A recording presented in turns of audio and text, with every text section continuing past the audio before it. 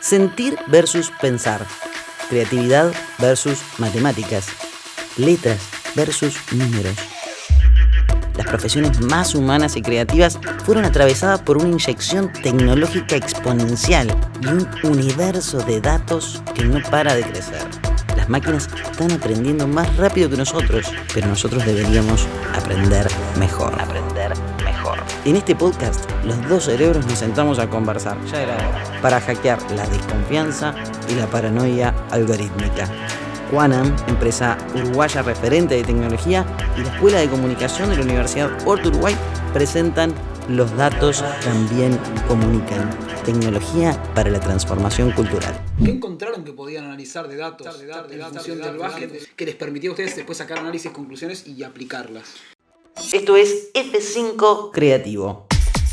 Casos, visiones y tendencias para actualizar la mirada sobre el futuro de nuestras profesiones. Tu identidad, tus gustos, tus preferencias, tus movimientos, tu pasado, tu día a día. ¿Qué hiciste y qué soñás hacer? Vivimos digitalmente, dejamos huella y allí, quien haga arqueología y recolección futura podrá saber mucho de la humanidad hoy en día. Pero hoy ya podemos saber. Mi nombre es Brian Maglin, soy coordinador académico de periodismo y esto es Donde hay deporte, hay análisis de datos. Un podcast de Hort y Quanam. Y por eso está aquí, junto a mí, Martín Cal, gerente de proyecto de Data Analytics de Quanam, precisamente. ¿Cómo estás, Martín? Todo bien, ¿y vos? Bien. Contanos un poco en este universo, en esta posibilidad arqueológica en el futuro de conocer aquello que la humanidad hace y que va dejando huella y los datos que se pueden ir recogiendo a través de internet y la vida digital. ¿Cómo fue que llegaste a eso? ¿Cómo fue que llegaste vos a vincularte a ese universo de los datos? Al universo de los datos, por mi carrera y mi formación, nunca me gustó mucho la parte de programar, digamos, siempre me gustó más la parte de análisis, sucede tal evento, ¿por qué se debe a ese evento? ¿A qué se debe o qué genera? Y bueno, eso fue lo que me llevó un poco a entrar a Quanam y a la parte de Data Analytics. Y después, con el pasar del tiempo, como excusa y como amante del deporte, me metí con un hobby y me metí a investigar esto y terminé desarrollando ahí una práctica más orientada al deporte que a lo que sería datos tradicionales de repente. Cuando vos diferencias entre datos tradicionales y deporte, ¿podemos explicar un poco a la audiencia, digamos, qué sería un dato tradicional y qué sería un dato referido a deporte? Bueno, sí, por dato tradicional me refiero a todo lo que pueda llegar a generar una empresa común o una empresa de retail o de cualquier industria. Y bueno, el deporte es todos los eventos, cualquier deporte, ya sea fútbol, básquetbol, voleibol o el que sea, en cada acción o movimiento que se hace se genera un dato y bueno, en aquellos deportes que está registrado, porque obviamente en los amateurs no se lleva eso, toda esa información que está registrada es lo que se intenta analizar en esta práctica de análisis de datos en deporte para justificar o entender el contexto de qué fue lo que sucedió. Vos hablás de casi un hobby, me gusta esto del contexto de lo que sucedió, ahora vamos a meternos un poco en eso de cómo nos puede ayudar a construir narrativas y a pensar y analizar. Pero hablabas de un hobby recién, en algún punto lo mencionabas casi como un hobby y me pregunto, digamos, si recordás cuál fue ese momento exacto en el cual vos dijiste, esto que estoy mirando acá puede servir para esto otro. Sí, en realidad necesitaba aprender unas técnicas de ciencia de datos y como tenía que ser en tiempo personal, la única forma de hacerlo era con algo que me atrayera, que me gustara, entonces familia de básquetbol, entonces agarré el básquetbol, yo leía mucho de lo que pasaba en la NBA y las cartas de tiro y todo el análisis que se hacía y nunca vi algo del básquetbol nuestro y dije, puede estar bueno, empecé a investigar como excusa obviamente para aprender lo otro y justo se dio que al mismo tiempo mi hermano, que es entrenador de básquetbol, él estaba en México y cuando vi que podía servir para algo le digo, che, ¿investigaste algo de esto? Me parece que puede estar bueno. Y me dijo, justo estoy aprendiendo lo mismo. Y bueno, ahí empezamos entre los dos como que a seguir desarrollándolo y bueno, lo fuimos construyendo. Nos llevó 1 año y medio, 2 años. Y ahora después te saco del básquet, te saco de tu historia personal y todo, pero digo, ¿cuál es la potencia que encontraron o qué encontraron que podían analizar de datos en función del básquet que les permitía a ustedes después sacar análisis, conclusiones y aplicarlas? Bueno, en realidad lo que nos motivó, lo que nos llevó fue el explicar el contexto, que era lo que te mencionaba antes, porque puntualmente en básquetbol vos ves la estadística que te dice qué pasó. Cuando termina un partido te dice, bueno, se tiraron tantos triples, se invocaron tantos, se tiraron tantos dobles, se invocaron tantos. Lo que falta ahí es cómo sucedió o cuándo sucedió, que es un poco lo que llamamos contexto. Y bueno, eso fue lo que más nos motivó de entender un poco más todo lo que podíamos aprender de esto. Y bueno, hicimos una investigación y vimos que habían comportamientos que se podían identificar, como por ejemplo, bueno, tal jugador tiende a tirar más de este lado que del otro, tiende a hacer más asistencias o lo que sea, o rebotes. Y bueno, eso fue un poco lo que fuimos armando y desmenuzando. Y esas conductas, digamos, individuales a partir de trazar recorridos que vinculan tanto como el dato con el contexto que vos mencionás, ¿son modificables? Son modificables, sí. Suena un poco pavloviano, ¿no? Medio sí, como es conductual, medio, ¿no? Claro, un poco mucho capaz, pero sí, o sea, vos podés entender ese comportamiento y tratar de forzar que suceda eso o que no suceda. Obviamente que después esto planificación y después están el cuerpo técnico que lo analiza y decide un plan en base a ese comportamiento, tratando de que se dé, por ejemplo, determinado tiro por sobre otro o que no se dé. Y después obviamente está la ejecución de los jugadores, ¿no? Pero en base a la experiencia de la liga pasada yo te diría que sí, que se puede intentar cambiar ciertos comportamientos. ¿Tuvieron éxito en eso? Sí, yo creo que sí. ¿Mejoraron, digamos, alguna estadística? Mejoramos algunas estadísticas y generamos ventaja frente a ciertos rivales por saber cómo era su forma de juego y bueno, yo creo que sí que ayuda bastante. Ok, pero no solo analizando un dato, sino también un contexto. Exacto, siempre el contexto. Siempre el contexto. Bueno, te voy a sacar un poco de tu historia personal y demás. Me quedo con el deporte y pienso, vos mencionaste recién el término ciencia de datos, sí, y después hablamos del contexto, ¿no? Pero para explicarle un poco al que está escuchando y al que quizás nunca escuchó hablar de ciencia de datos, obviamente yo inicié el podcast pensando en toda la cantidad de datos que uno puede dejar sin ni siquiera notarlo en el día a día de esta vida digital que tenemos. Las empresas también lo hacen, como lo mencionaste, los jugadores en el deporte y demás, en todo acto estamos dejando datos y podemos analizarlos. Y me preguntaba, ¿qué es ciencia de datos y cómo fue que se fue vinculando hacia el deporte? Bien, el origen es tal cual lo que vos decís. Todos los días, cada segundo, cada minuto estamos generando información constantemente con el celular, con lo que hacemos o lo que dejamos de hacer. Y bueno, un poco en base obviamente por las empresas que necesitan entender a sus clientes, por ejemplo, necesitan segmentarlos, tratar de ver cómo nosotros nos comportamos, cuáles son nuestros gustos.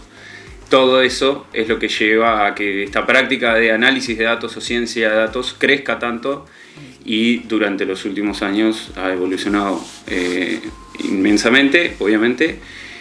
Pero en los últimos años, en la NBA, por ejemplo, y vuelvo al deporte, pero en los últimos 10 años se ha visto mucho la evolución y el cambio que el análisis de datos llevó a la cancha, y en los últimos años también se está viendo en el fútbol, que tal vez viene un poco más lento, pero bueno, el año pasado creo que el Liverpool también fue medio como novedoso o novedad, que utilizaba datos para saber cómo posicionar a sus jugadores, saber a quién presionar, a quién no, cómo, cuándo, y bueno, creo que se está dando cada vez más, es más frecuente, y yo creo que en 10 años va a ser algo normal y que va a ser de la base. puede enseñar a cómo correr la cancha. Digo, te puede decir, vos corriste todo el partido de esta manera, pero si hubieras corrido de esta otra manera, hubiera sido más efectivo. Exacto. Por ejemplo, analizar los sprints de un jugador, o sea, en las noticias siempre sale que Cavani es el que más corre, por ejemplo, lo que sea. Bueno, fue efectivo todo lo que corrió. ¿No? Con las pecheritas claro, que miden. Exacto. ¿Fue efectivo que haya corrido tanto? ¿Qué fue lo que generó con esas corridas? Y bueno, un poco lo que se trata de analizar en el fútbol es en qué momento el jugador hizo el sprint, si fue un sprint para bajar a defender o si fue un sprint para subir a atacar, a presionar, y bueno, ver si eso generó algo o no. También se mide, por ejemplo, la efectividad de los pases, la cantidad de los pases, el porcentaje de acierto o no. En base a eso vos sabés a quién tenés que salir a presionar o no. Yo creo que hay un universo enorme de variables. ¿Hay techo hay un techo para la capacidad de generación de datos y de análisis de datos o no? Yo creo que no. La potencia es infinita. Yo creo que la potencia es infinita, pero eso conlleva con un problema que es que también genera mucho ruido. Por ejemplo, tenés demasiadas variables y vos no todas te van a decir algo. O sea, un gran poder conlleva una gran responsabilidad. Claro, es algo así. Claro, o el Hombre Araña, no me acuerdo. Sí, Spider-Man. Pero me salió el nerd. No, sí, o sea, como te decía, genera un volumen de información enorme que también te puede generar ruido, porque no todas las variables te van a servir para algo. Vos tenés que saber cuáles son las que a vos te sirven, cuáles son las que por tu equipo o tu capacidad, cuáles son las que vos querés mejorar o no, hacer un seguimiento y también de acuerdo a tu criterio de juego, ¿no? Que un entrenador, ya sea de fútbol o básquetbol, puede tener un estilo marcado y decir, bueno, vamos a analizar estas variables, y otro cuerpo técnico puede tener completamente otro criterio. No quiero pecar de romántico. Tomo agua antes. No me quiero poner tampoco tecnófilo ni tecnófobo, digamos. Me voy a parar en la mitad. Bien. Y voy a tratar de llevarte a un lugar donde capaz es incómodo. Pero muchas veces se piensa en el deporte como la dinámica de lo impensado. Uh-huh. Y también la vida en algún punto. Azar. El azar. O por lo menos la espontaneidad de los jugadores y la destreza técnica. ¿Cuánto crees que la introducción del elemento tecnológico en el sentido del análisis de datos y de contexto obtura esa espontaneidad, o cuánto en realidad lo favorece porque en realidad le da un mayor dinamismo, una mayor capacidad de conocimiento? Yo creo que eso depende del deporte. Por ejemplo, en la Fórmula 1 te diría, sí, tenés razón, se fueron para el otro lado y es aburrido, un embole. Okay. En el básquetbol o en el fútbol, la espontaneidad, el talento personal de cada jugador, eso no hay variable que te lo saque, no hay plan de juego que te lo saque.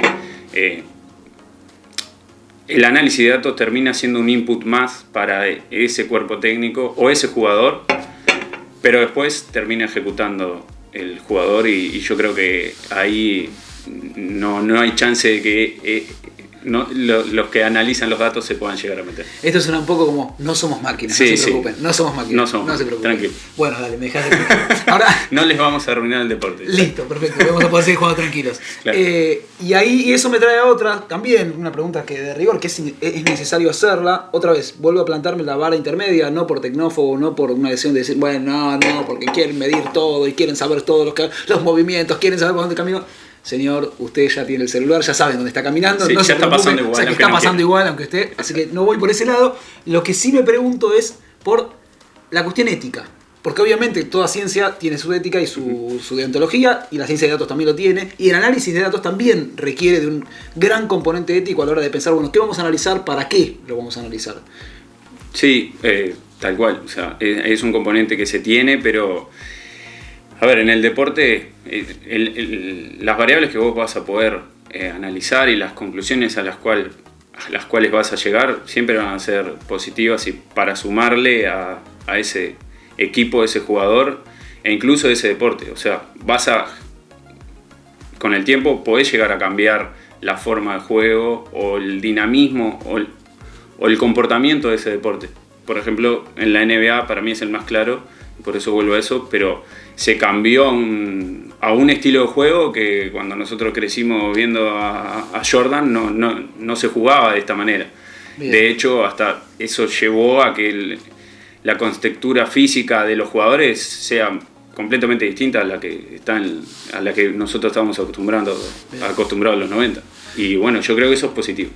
Yo te tiro un fantasma, porque Dale. capaz es cualquiera lo que voy a tirar, pero acá estamos para que vos me desarmes. Dale. Entonces, por ejemplo, yo soy entrenador Sí. de la NBA. Entonces viene el Diablito, ¿no? Viene el Diablito, te digo, uno que hace Data Analytics, Sí. y me dice, mirá lo que descubrí. ¿Sabés que el 33, Sí. cada vez que le soplás la oreja, se saca de quicio? Claro. En todos los partidos le pasa lo mismo, lo expulsan, se saca de quicio. Bueno, ¿Qué hacemos? ¿Le te- soplamos la oreja o no le soplamos la oreja? Si vamos a ser campeón, le soplé de la oreja Apa, todo el partido, apa, claro. apa. Por supuesto. Le vas a soplar la oreja. Claro. ¿Y dónde quedó la ética? Y bueno, pero salimos campeones, después le pedimos disculpas, no pasa nada. Ok. Lucho Suárez. Salió Claro, Lucho exacto, Suárez. obvio. Es inevitable. No festejaste cuando atajó el penal Sí, con sí, la manera. claro. Por supuesto, no me estaba quejando. Pero digo, Sí, más, sí, allá, entiendo, más allá de la entiendo, broma, entiendo. más allá de la broma, digamos, ¿hay un límite ético a la hora de analizar datos? Sí, obvio, hay un límite ético a la hora de analizar datos, ya sea en el deporte o no. Ok. Lo vivimos en el día a día y es polémica diaria de las redes sociales. O sea que hay debate constante. Hay debate constante y es algo que hay que tener en cuenta y hay que considerarlo, hay que tener mucho cuidado y obviamente usar la información responsablemente. No quiero volver a Spider-Man, No, tranquilo. pero sí, hay que ser responsable con lo que hace con los datos. ¿Y en cuanto a la reglamentación, en ese sentido? ¿Y la regulación? Bueno, eso también genera polémica. A veces hay un área gris en lo que se llama información pública. Sí, sí. Hay un debate que está en la mesa que es, bueno, si está en un sitio web es información pública o no. Bueno, eso no se va a llegar nunca a una conclusión y van a seguir dando vueltas. Pero sí, o sea, es algo que está en el día a día. Bien, no todos son tan expertos como vos, ni tan neófitos como yo. Hay intermedio en el público, pero vamos a contarle un poco a la audiencia cosas que se pueden analizar y que no saben que están siendo analizadas, por ejemplo. ¿En el deporte o fuera del deporte? Sí, o fuera del deporte. Bueno, o sea, con todas las aplicaciones que vos estés usando, no importa para qué sea, ya sea de un banco o de un supermercado, están analizando tu experiencia de uso, por ejemplo. Desde dos puntos de vista. Uno, desde el punto de vista del negocio, de que es, bueno, cuáles son tus gustos, cuáles son las ofertas que vos te van a interesar Bien. o no, pero también desde el punto de vista de las funcionalidades. Por ejemplo, si te queda incómodo un botoncito allá o acá porque el dedo no te llega, etcétera, todo eso, cada clic que vos estés haciendo en la computadora o en el celular, Sí. se está midiendo. Siempre hay alguien atrás que lo está midiendo. El uso siempre es positivo, no hay maldad detrás, no saques ese fantasma de nuevo. Pero sí, todo lo que vos hagas ahora está generando una huella digital. Bien. ¿Casos de éxito en el deporte donde se hayan medido? ¿O alguna cosa que vos digas, esto se midió sin sentido? Casos de éxito, bueno, tenés el de Houston en la NBA, Liverpool en el fútbol, la Fórmula 1, cualquiera de las escuderías. Y bueno, casos de por qué se midió esto, y la verdad que ahí tendría que ir a lo personal, porque Bueno, en ¿por lo qué público... no? ¿Por qué no? No, bueno, en la idea inicial tal vez estábamos un poco también, es parte del recorrido, creíamos que una variable la podíamos medir en el vivo, digamos, que era un poco era un rate puntual, un ratio puntual, Sí. que en el vivo era imposible leerlo porque aparte tampoco nos iba a agregar valor, entonces lo terminamos descartando. Fue una obsesión por conseguir algo, pero que... Claro, que en la teoría nos iba a servir, pero en la práctica no nos agregaba valor y bueno, eso lo terminamos descartando. Pero de nuevo, esto es muy común cuando tenés un volumen de información muy grande. Siempre tenés que saber qué es lo que te agrega valor. Y no es fácil, lleva trabajo sacar, digamos, esa nube que está ahí en el medio. Pensando en este sentido, en poder discernir qué es lo que agrega valor de lo que no, y si pensamos que la ciencia de datos está en un nivel inicial, por decirlo de alguna manera, ¿hacia dónde crees que va? ¿Hacia lograr un mayor discernimiento y ver para qué está? ¿O todavía está muy indeciso e indefinido? Yo creo que ahora está muy indefinido. Estamos hablando en el deporte, ¿no? Sí. Si es en el deporte, yo creo que está muy indefinido. O sea, como que hay ciertos deportes y ciertos lugares que sí lo están haciendo, pero creo que falta todavía como para que sea una práctica normal. Bien. Y saliendo del deporte, yo creo que eso, o sea, ya está en el día a día, ya está naturalizado. Naturalizado. Sí. ¿Qué le gustaría medir a Martín Cal que no haya podido todavía medir o que cree que va a sacar un beneficio midiéndolo o analizándolo? Sí, algo que me encantaría poder medir es acciones defensivas en el básquet o en el fútbol, que no hay métricas que te ayuden a entender el contexto de la defensa o que te ayuden a vos a valorar esa parte que es fundamental en cualquier deporte. Me encantaría poder hacerlo. ¿Una jugada determinada decís? Sí, o sea, ¿cuál es el jugador posicionamiento?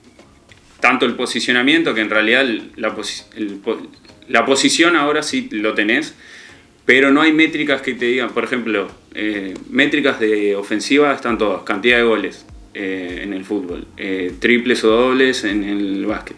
Pero de defensa no tenés. Bueno, tenés tapas en el básquet, tenés tapas, ¿no? Tenés tapas.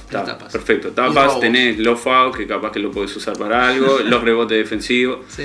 Pero no tenés cuando se te viene el equipo, te viene a atacar, si vino un defensa y cortó el ataque del rápido, eso no lo tenés medido. Bien. Es fundamental porque vos, si va un jugador solo corriendo y tenés a tu defensa que lo para y después genera que la jugada pase a ser 5 contra 5 y no 1 contra 1, obviamente vos ahí estás cambiando tu probabilidad de defender mejor. Entonces eso creo que no se mide y estaría ideal. Me toma el espíritu de Alejandro Fantini y te digo, pará. Vos me estás diciendo que no se mide la defensa. O sea, Exacto. Yo que soy un 5 tapón y me paso robando pelotas, nadie se fija cuántas pelotas robé. La cantidad de pelotas que robaste sí, pero no cómo las robaste. Eso es lo que, o sea que no puedo decidir ahí cómo, digamos. Exacto, cómo yo sé actuar. cuántas pelotas robaste. Bien. Pero ¿por qué las robaste? ¿Fue porque te ayudó otro compañero? ¿Me tiraste contra la línea y me la robaste vos? Podía haber sido el otro. Ese contexto es lo que está faltando y es muy difícil de medir, obviamente. Por eso no está. ¿Cuál es la dificultad? Bueno, necesitarías tener a alguien que esté registrando. Primero tendríamos que definir variables y después tendríamos que tener a alguien que esté anotando o registrando. En la NBA se hace, ¿por qué? Porque tiene un sistema de cámaras y posicionamiento de los jugadores. Es una cuestión de recursos humanos, digamos, de voluntad. En este y momento, hacerlo. sí. Capaz para la liga universitaria no tiene mucho sentido, pero digo, capaz para algo profesional sí. Para algo profesional yo creo que sí. Yo creo que hay que definir algunas variables, como por ejemplo forzar el 5 contra 5, parar el ataque rápido, forzar el error, porque vos tenés las pérdidas al contrario, pero ¿fue una pérdida forzada o no? Eso ahora no lo tenés registrado. Y tal, para mí es fundamental. Te voy a dejar una última para que convenzas al público de que los datos pueden ser bellos. ¿En qué aspecto crees que la analítica de datos en el deporte puede embellecer el juego? Y yo creo que al generar un mejor resultado, un mejor rendimiento del equipo, va a ser más atractivo cualquier deporte. E incluso puede llegar a forzar, generar nuevas reglas que hagan cambiar un poco el deporte. Si nos vamos a la historia, en el básquetbol no existía el tiro de 3.